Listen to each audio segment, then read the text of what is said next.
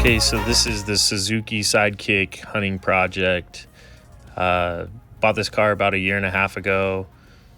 Had to do some upgrades to get it out in the woods. 2019, it shattered the cam, so had it in the shop doing the head and decided it was pretty rough and wanted to throw a durable paint job on it, something that can get beat up. So I went with a Raptor Tintable. The Chrysler paint code was PDS Anvil Gray. We used a Dux original gun for the sealing process, and then had a Dux Platinum gravity feed that I used the 3M PPS pressurized system on, and used it to get the Raptor through the gravity feed gun, and so that I could spray it and lay it down as smooth as possible.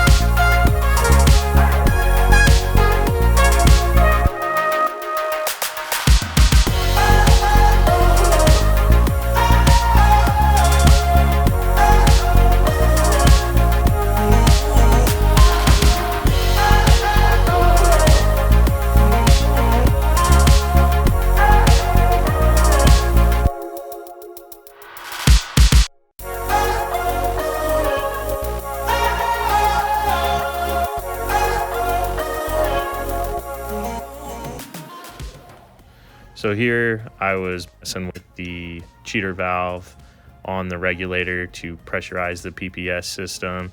It's a little more difficult with the gravity feed system than the pressure feed system because of that cheater valve. Like a pressure feed, you can stay consistent with the gauge when you refill. It's a little harder to do that since you're just using a cheater valve on this setup. So once you refill, you have to screw your cheater valve all the way in, because if you leave it out, it just pressurizes too fast and blows out the seals on the PPS kit or the PPS liner.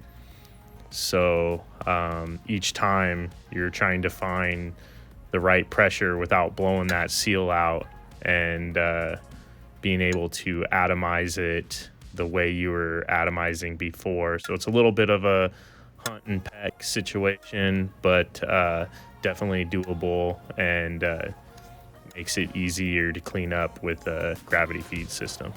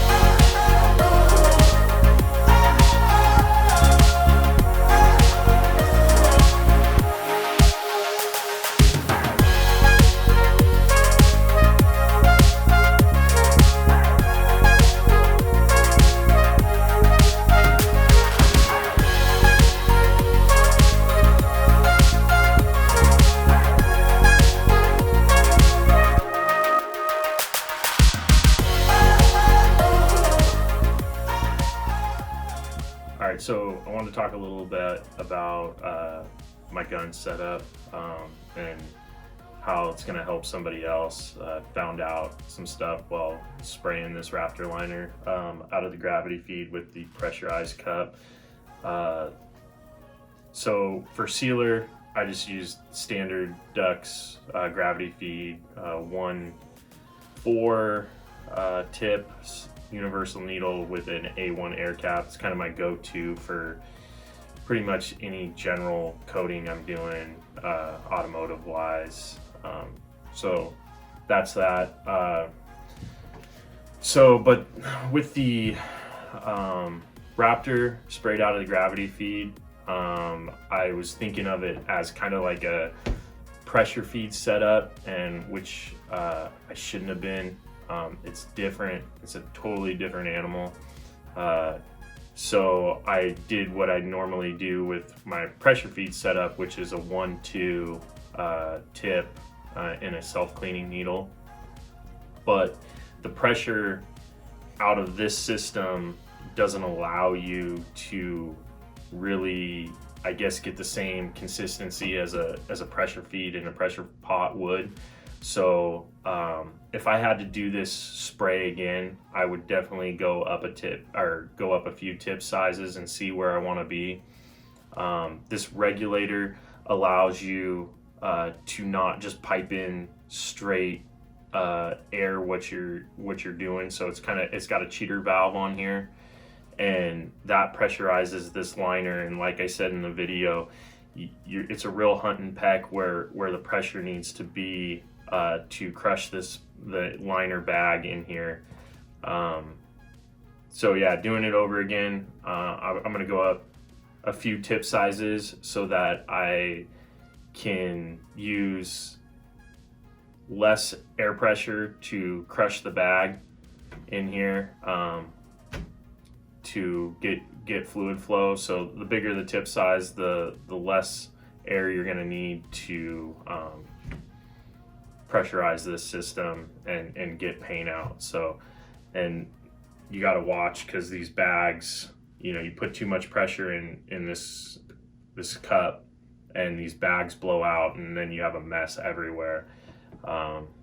So yeah, so this is just a Dux Platinum pressure feed. The rear end comes out and your whole packing comes out, so it's easy to clean up. That's why I use this for the Raptor. Raptor's pretty messy and tarry. So yeah, I hope this helps somebody. And yeah, I'll go over the whole hunting rig build in the next videos. We did a 2-inch body lift on it. Got to adjust for the throw on the shifter for that if I'm going to run the center console and all that. So you'll get to see that. Got the gun rack in there. Yeah, I got to build a rear bumper and do some other stuff. So there'll be a few more videos on this rig. Hope you guys liked it, and I hope this helps somebody. All right, so thanks for watching. Like and subscribe. Stay tuned for more builds.